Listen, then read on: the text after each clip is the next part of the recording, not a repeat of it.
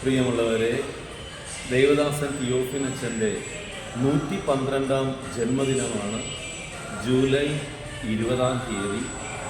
എന്നാൽ ജൂലൈ 20-ാം തീയതി ഞായറാഴ്ച ആയതുകൊണ്ട്, കടമുള്ള ഒരു പ്രത്യേക ദിവസമായതുകൊണ്ട് നമ്മൾ ഈ ആഘോഷങ്ങൾ ജൂലൈ 21-ാം തീയതി തിങ്കളാഴ്ച വൈകുന്നേരം 6 മണിക്ക് പൊന്തിഫിക്കൽ സമൂഹ ബലിയോടുകൂടി ആഘോഷിക്കുവാനായിട്ട് തീരുമാനിച്ചിരിക്കുകയാണ്.